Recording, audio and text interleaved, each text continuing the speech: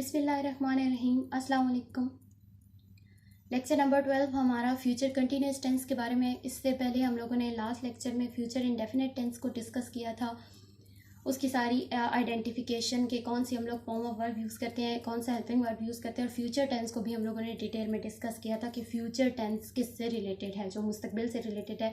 और गा गीगे, इसकी मेन पहचान जो है वो हमारी गा गीगे है, क्योंकि मुस्तकबिल में हम लोग जो भी काम कहते हैं कि हम लोगों ने आगे आने वाले कल में करना है, तो हम लोग गा गीगे जिस तरह यूज़ करते हैं। जैसे कि मैं कल सबक पढ़ूंगी, मैं खाना खाऊंगी, या इस तरह का जो भी वर्डिंग हम लोग यूज़ करते हैं, तो उसके जो भी सेंटेंस हमारा होता है उसके एंड में हमारा गा गीगे होता है, जो कि हमारा फ्यूचर टेंस को शो करता है। आज हम लोग डिस्कस करेंगे फ्यूचर कंटिन्यूस टेंस के बारे में।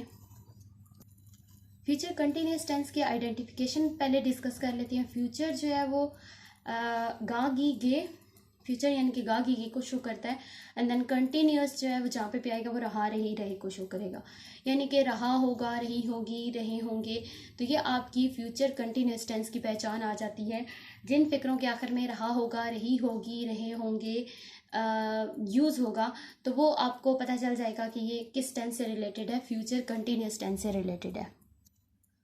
फॉर्म ऑफ वर्ब इसमें फोर्थ फॉर्म यूज़ होगी, means first form plus ING, इसको हम लोग इंग फॉर्म भी कहते हैं। फॉर एग्जांपल ड्रिंक से ड्रिंकिंग, ईट से ईटिंग, यानी कि जब भी हम लोग फर्स्ट फॉर्म के साथ आईएनजी लगा देते हैं तो वो हमारी फोर्थ फॉर्म बन जाती है। तो ये हम लोग पहले भी डिस्कस कर चुके हैं कि कंटिन्यूस में हमेशा हमारी फोर्थ फॉर्म यूज़ होती है, क्योंकि आईएनजी रहा रही रहे को शो कर रहा होता है, और कंटिन्यूस टेंस भी हमारा रहा रही रहे को शो करता है, जारी काम को शो करता है, जो काम हमारा जारी होता है उसको शो करता है। तो इस वजह से कंटिन्यूस टेंस में हमेशा एक तो इसकी पहचान में रहा रही रहे आता है, और दूसरा इसकी जो फॉर्म ऑफ वर्ब है वो हमेशा जहाँ पे भी कंटिन्यूस आएगा वहाँ पे आपकी फोर्थ फॉर्म लगेगी। अब हेल्पिंग वर्ब की बात करें तो इसमें विल शेल का यूज़ हम देख लेते हैं। विल के साथ हम लोग विल किस किस के साथ लगाते हैं, he she it singular, you they plural के साथ, एंड शेल जो है वो हम लोग आई और हुई के साथ लगाते हैं। अब शेल का यूज़ ये है कि जहाँ पे हम लोगों ने करना होगा कि मस्ट काम हम लोगों ने ज़रूरी करना है, तो वहाँ पे हम लोग आई और हुई के साथ विल भी लगाते हैं।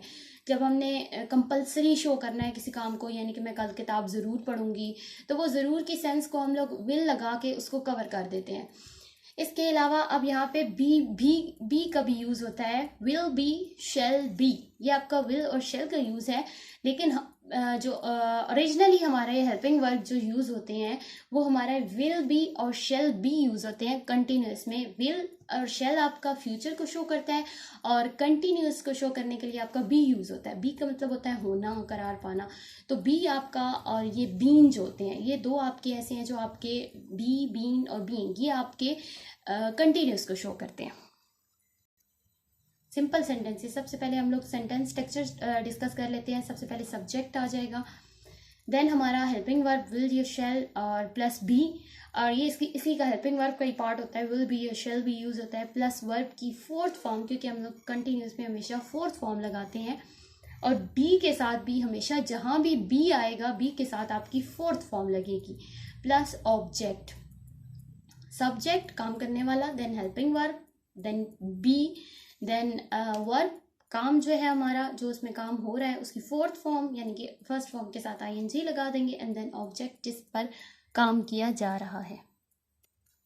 फॉर एग्जाम्पल बारिश हो रही होगी, तो इसमें हमारा सब्जेक्ट एज सच बारिश नहीं है, तो वो हम लोग बारिश की जगह हम लोग जो हम लोग प्रोनाउन यूज़ करते हैं वो हम लोग इट यूज़ करते हैं। बारिश होना इसमें काम है, ठीक है, इसमें हमें सब्जेक्ट नहीं दिया गया, लेकिन बारिश जो है वो हमारा उसके लिए, बारिश होने के लिए हम लोग जो प्रोनाउन यूज़ करते हैं वो इट यूज़ करते हैं। तो इट लगाएंगे, उसके बाद विल बी लगाएंगे, देन वर्ब की फोर्थ फॉर्म रेनिंग। अब इसमें जिस पर काम किया जा रहा है ऑब्जेक्ट, यानी कि जो है वो हमारा फिक्रे में मौजूद नहीं है। जब भी आप कोई सेंटेंस बनाते हैं तो ज़रूरी नहीं है कि आपके पास उसका ऑब्जेक्ट मौजूद हो। एक सेंटेंस ऑब्जेक्ट के बगैर भी बन सकता है, लेकिन बाकी चीज़ें इसके लिए कंपलसरी होती हैं, यानी कि वर्ब और सब्जेक्ट का होना ज़रूरी है। इनके बगैर सेंटेंस नहीं बन सकता, लेकिन ऑब्जेक्ट के बगैर सेंटेंस बन सकता है। वो आपका फिर वो सेंटेंस स्ट्रक्चर में से ऑब्जेक्ट ओमिट होगा, तो फिर आपके बाकी सारी जो स्ट्रक्चर है उसी तरह आपका सेंटेंस ट्रांसलेट हो जाएगा। इसके बाद नेगेटिव सेंटेंसेस आ जाते हैं आपके। नेगेटिव सेंटेंसेस का सेंटेंस स्ट्रक्चर सबसे पहले सब्जेक्ट मतलब काम करने वाला, देन हेल्पिंग वर्ब विल, शैल, इसके बाद आपका पूरा जो है वो helping verb will be, shall be ये है, लेकिन आपने नॉट इन दोनों हेल्पिंग वर्ब्स के दरमियान में लगाना है। जिस तरह पिछले टेंसेस में भी हम लोग डिस्कस कर चुके हैं, जहाँ पे भी हमारे दो आए हैं, जिस तरह हैज़ बीन, हैव बीन था, हैड बीन था, इस तरह के जो भी हमारे आए हैं तो हम लोगों ने नॉट मिड में लगाया है। हम लोग शुरू या एंड में नॉट नहीं लगाते हैं, हेल्पिंग वर्ब के बाद में नॉट नहीं लगाते, जिस तरह shall be not, will be not, तो ये गलत तरीका है। हम लोगों ने उसके मिड में लगाना है, will not be, shall not be. Then आपका वर्ब की फोर्थ फॉर्म यानी कि इंग फॉर्म, और इसके बाद आपका ऑब्जेक्ट आएगा जिस पर काम किया जा रहा है। अब इसकी एग्जांपल डिस्कस कर लेते हैं। मैं सारा की मदद नहीं कर रही हूँगी। अब मैं यानी कि सब्जेक्ट इसमें कौन सा है, आई। देन आई के साथ हम लोगों ने शेल लगाना है, तो आई शेल बी लगेगा, लेकिन नॉट है क्योंकि, तो वो शेल बी के मिड में नॉट आ जाएगा। I shall not B, verb की फोर्थ फॉर्म, यहाँ पे वर्ब हमारा मदद करना है, हेल्प करना है, तो हेल्पिंग लग जाएगा। I shall not be helping. Then किस पे काम किया जा रहा है, किसकी मदद की जा रही है, सारा की, तो सारा हमारा ऑब्जेक्ट है, सारा हमारी ऑब्जेक्ट है, तो हम लोग सारा एंड पे लगाएंगे। आई शेल नॉट बी हेल्पिंग सारा।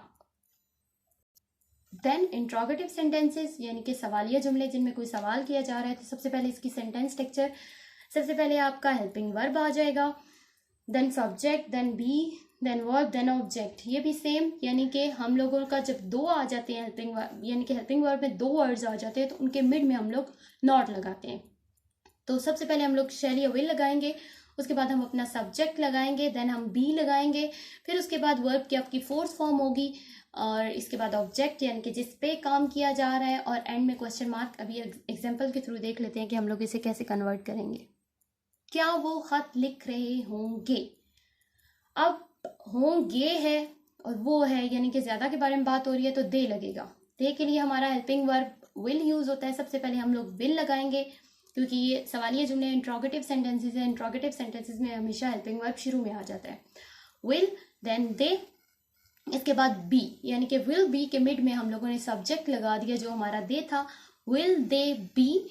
इसके बाद हम लोगों ने चेक करना है कि हमारा वर्ब कौन सा है, राइट करना, लिखना, राइट, रोट, रिटन। इसकी second form wrote and third form written. तो राइट की हम लोग फोर्थ फॉर्म बनाएंगे, writing. Will they be writing, आगे किस पे काम किया जा रहा है, खत को लिखा जा रहा है, तो a letter, will they be writing a letter, and then question mark. अपने अगले लेक्चर में इंशाल्लाह हम लोग फ्यूचर परफेक्ट टेंस को डिस्कस करेंगे। डोंट